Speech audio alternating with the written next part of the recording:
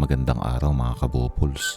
Sa kasalukuyang panahon, ang tanong kung pantay ba talaga ang babae at lalaki sa lipunan ay isang mahalagang usaping dapat tignang mabuti. Ngunit ang kasagutan sa tanong na ito ay hindi simple dahil nag-iiba ang kalagayan depende sa bansa, kultura at maging sa loob ng mga komunidad mismo. Bago ang lahat, talakayin natin ang katotohanan mula sa siyensya, partikular na sa biology. Pisikal na mas malakas ang lalaki kaysa sa mga babae dahil sa maraming dahilan. Una, mas mataas ang testosterone ng mga lalaki at dahil dito, mas maraming muscle mass ang mga lalaki kaysa sa mga babae. Bukod pa diyan, ang testosterone din ay may kinalaman sa pagiging agresibo, dominante at competitive nature ng isang tao.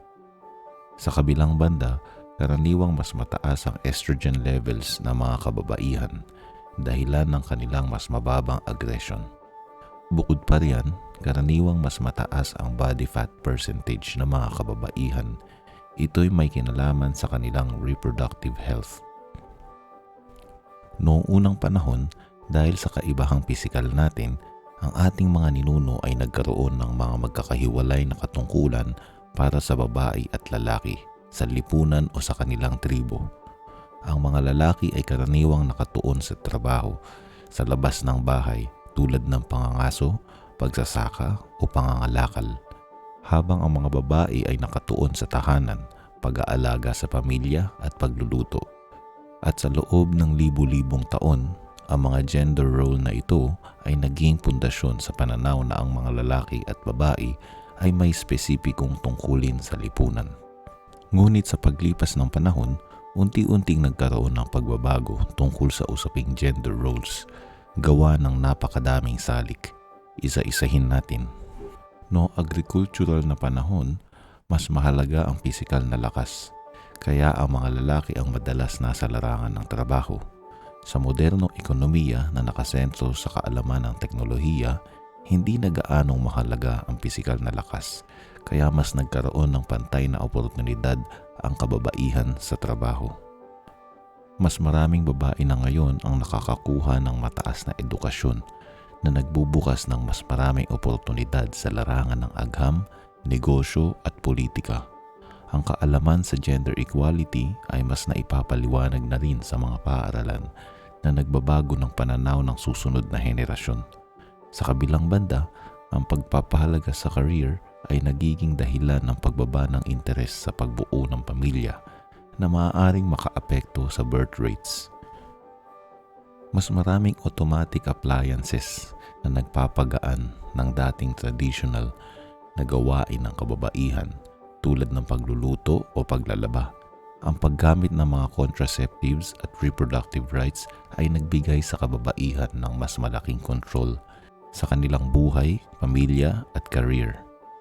Dahil sa mas madaling access sa contraception at mas maraming kababaihan na nakatuon sa kanilang careers, bumababa ang birth rates sa maraming bansa na nagiging problema sa aging population at kakulangan sa manggagawa.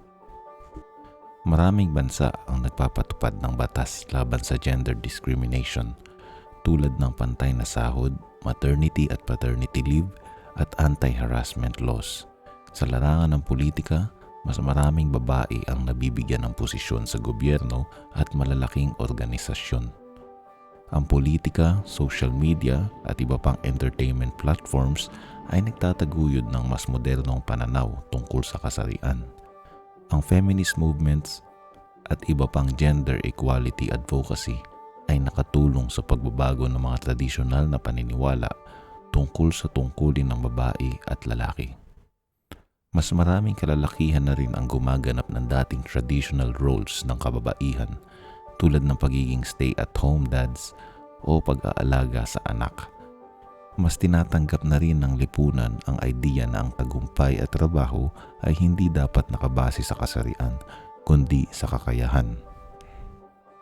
Kaya ang sagot sa katanungan kung pantay ba talaga ang babae at lalaki sa lipunan, kailan may hindi magiging pantay ito dahil sa ating likas na kaibahan, biological, physical o psychological.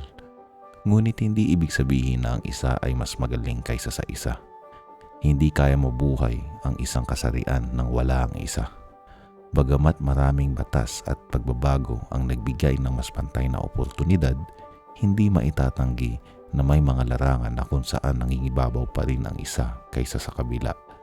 Sa aking sariling opinyon, ang mas mahalagang usapin ay hindi ang pilit na paggawa ng pantay na resulta, kundi ang pagbibigay ng patas na pagkakataon base sa kakayahan at abilidad at hindi sa kasarian.